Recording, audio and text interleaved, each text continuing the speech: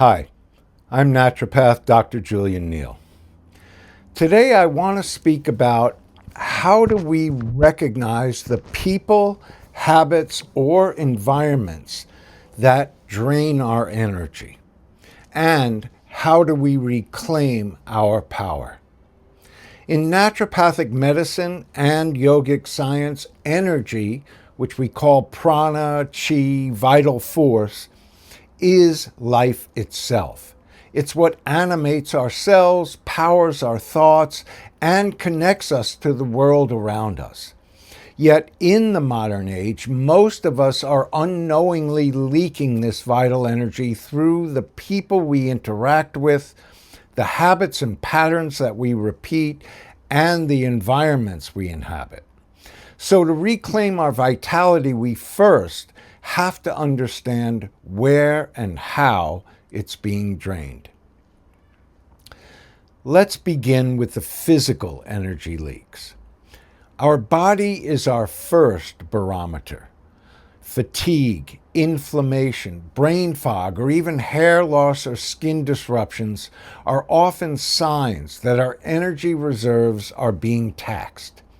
Energy drains on this level can come from several different things.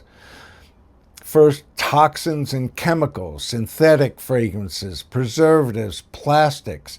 There's so much is now being focused on microplastics in our food, our water, and our products, and rightly so. And heavy metals that overload the liver and the nervous system. Sleep deprivation and poor oxygenation, both when we rush, shallow breathe, or overconsume stimulants or depressants, the body never truly recharges.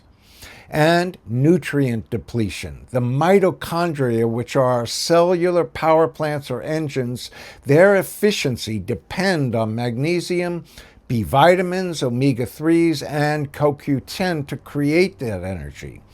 So to restore physical energy, we must return to rhythm and purity, eating clean living foods from nature, staying hydrated and resting deeply, and moving in alignment with our circadian clock. Now let's address the emotional and the psychological energy leaks. As a psychoanalyst, I often see that emotional leaks can be even more draining than the physical ones.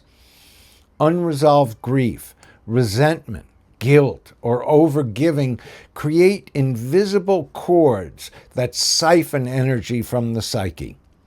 As a matter of fact, I always tell my patients that resentment in particular is the number one thing that destroys health and will destroy your relationships.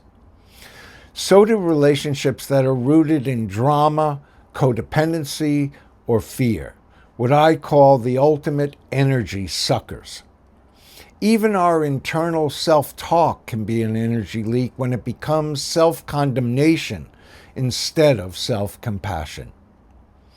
The Dalai Lama once said, "Guilt is only useful when it leads to compassionate action. Otherwise, it's just self-punishment."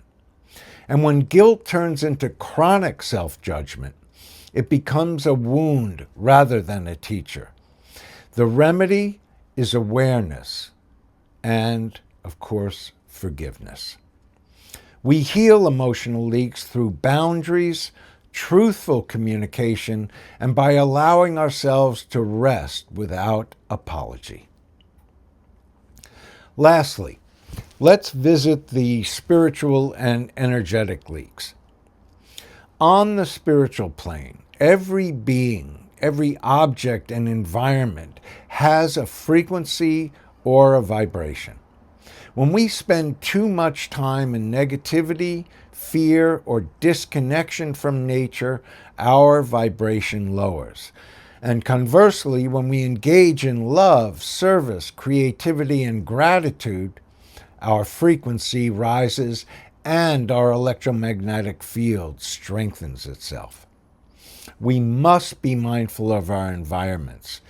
Being in artificial light and EMFs can weaken our energetic field.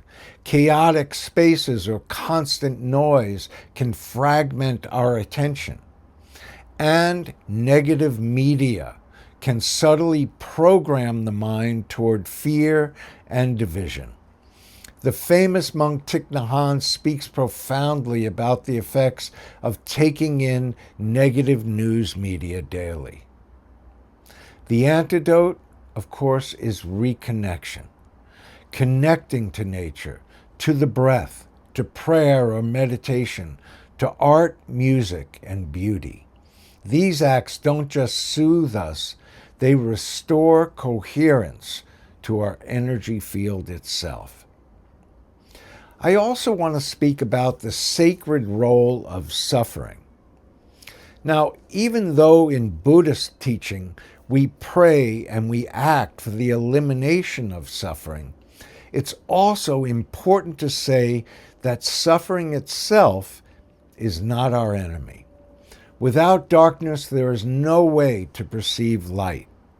Suffering can be a profound teacher and is often the soul's way of showing us where energy has been misplaced and where truth itself is asking to be reclaimed. So when we lean in, listen, and let suffering transform us, it becomes initiation and not punishment. Here are my final thoughts on reclaiming your power. We ask, how do we reclaim our power? The answer is we begin by slowing down and asking two questions. What nourishes me? What drains me? Then we honor what the body, mind, and spirit tells us. We remove what is toxic, physically, emotionally, or energetically, and we replace it with what is life-giving. Because ultimately, vitality is not something we chase. It's what naturally returns when we stop giving our energy away to what no longer serves us. When we align with truth, the leaks stop, and the light returns to where it belongs, which is within.